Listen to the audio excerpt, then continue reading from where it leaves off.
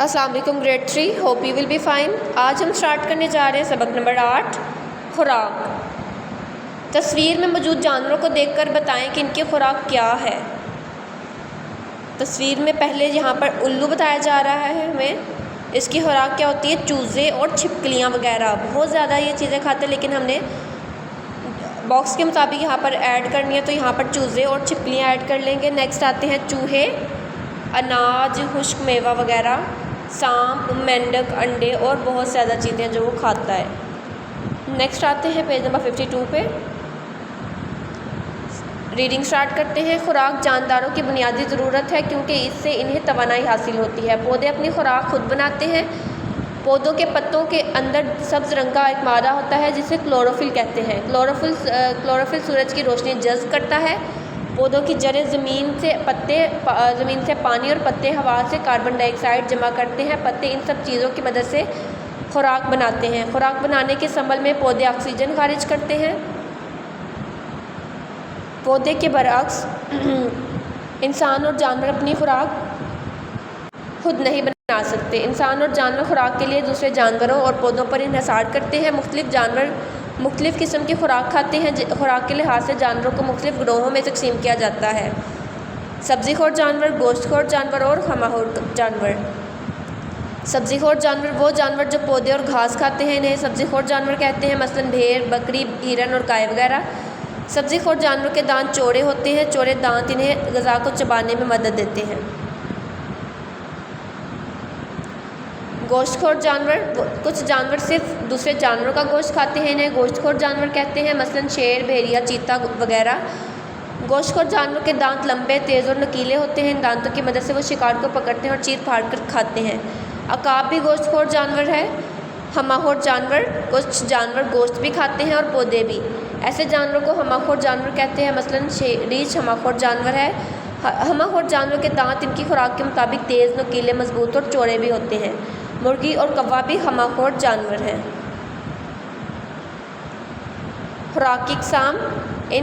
इंसान मुख्तलिफ़ किस्म की खुराक खाता है। इंसान जो खुराक खाता है इसको 4 अक़साम में तकसीम किया जाता है। फल और सब्ज़ियाँ। फल और सब्ज़ियाँ हमारी खुराक का अहम हिस्सा हैं। फल और सब्ज़ियाँ हमारे जिस्म को जरासीम के खिलाफ लड़ने में मदद देती हैं। अनाज में गंदम, चावल, जौ, बाजरा और दालें शामिल होती हैं। इन ग़िज़ाओं से जिस्म को फ़ौरी तवानाई हासिल होती है। दूध हमारे जिस्म की नशोनुमा के लिए बहुत ज़रूरी है। दूध से कई दूसरी अशिया भी बनती हैं, जैसे मक्खन, दही, पनीर वगैरह। दूध हड्डी और दांतों को मजबूत बनाता है। गोश्त, हम मुख्तलिफ जानवरों का गोश्त खाते हैं, जैसे मुर्गी, मछली, बकरा, गाय और भैंस वगैरह। गोश्त से हमें ताकत मिलती है और हमारे पट्ठे मजबूत होते हैं। सेहतमंद ज़िंदगी के लिए 10,000 चीज़ों की ज़रूरत होती है। मतवाज़न ग़िज़ा, साफ़ सुथराई, भरपूर नींद, वर्जिश। मतवाज़न ग़िज़ा ऐसी ग़िज़ा जिसमें सब्ज़ियाँ और फल, अनाज, दूध और गोश्त मुनासिब मक़दार में शामिल हो, मतवाज़न ग़िज़ा कहलाती है। जब हम मुनासिब मक़दार में मुख्तलिफ़ अक़साम की ग़िज़ा इस्तेमाल करते हैं तो हमें तवानाई हासिल होती है। तवानाई की मदद से हम बढ़ते हैं और मुख्तलिफ़ काम करते हैं। सेहतमंद ज़िंदगी गुजारने के लिए मतवाज़न ग़िज़ा का इस्तेमाल इंतहाई ज़रूरी है। साफ़ सुथरा रहने के लिए से इंसान बीमारियों से बचा रहता है। बाकायदगी से नहाना और दांत साफ़ करना और नाखून तराशना सेहतमंद रहने के लिए ज़रूरी है। भरपूर नींद तंदुरुस्त और तवाना रहने के लिए बहुत ज़रूरी है। एक सेहतमंद शख्स रोज़ाना 6 से 8 घंटे सोता है। वर्जिश, बाकायदगी से वर्जिश करना भी सेहत के लिए बहुत फ़ायदेमंद है। वर्जिश हमें बीमारियों से महफूज रखती है। चहलकदमी करना, दौड़ना, जिस्मानी सरगर्मियों में हिस्सा लेना वर्जिश करने की मुख्तलिफ़ किस्में हैं। वर्जिश के तरीके, हम मुख्तलिफ़ सरगर्मियों के ज़रिए वर्जिश कर सकते हैं, जैसे कि चलना फिरना और दौड़ना, क्रिकेट, बास्केटबॉल और फुटबॉल खेलना, तैराकी, साइकिल चलाना। आपने पिछले 2 दिन में क्या क्या खाया, दी हुई जगह में लिखें। ये मैंने अपने पॉइंट ऑफ व्यू से लिखा है, आप अपने पॉइंट ऑफ व्यू से लिखिएगा। नाश्ते में मैंने अंडा पराठा, जो कि खुराक की किस्म है अनाज। दोपहर के खाने में सब्ज़ी रोटी, जिसकी खुराक की किस्म है अनाज और सब्ज़ी। शाम की चाय में चाय, बिस्किट, दूध और अनाज का इस्तेमाल किया गया है। रात के खाने में आलू, गोश्त, चावल, गोश्त, अनाज और सब्ज़ी का इस्तेमाल किया गया है। नेक्स्ट, खाली जगह पुर करें। क्लोरोफिल सूरज की रोशनी को जज़ब करता है। गोश्तखोर जानवरों के दांत लंबे, तेज़ और नुकीले होते हैं। दूध से हड्डियाँ और दांत मजबूत होते हैं। गोश्त से पट्ठे मजबूत होते हैं। सेहतमंद ज़िंदगी गुजारने के लिए रोज़ाना 6 से 8 घंटे सोना ज़रूरी है। दुरुस्त जुमले के सामने टिक और गलत के सामने क्रॉस का निशान लगाएं। पौधे अपनी खुराक खुद बनाते हैं, टिक। क्लोरोफिल एक सब्ज़ रंग का मादा है, टिक। सब्ज़ीखोर जानवरों के दांत नुकीले होते हैं, क्रॉस। सब्ज़ीखोर जानवर है, क्रॉस। सेहतमंद ज़िंदगी के लिए मतवाज़न ग़िज़ा ज़रूरी है, टिक। जानवरों के इन गिरोहों के नाम जानवरों को इनके गिरोहों से मिलाएं।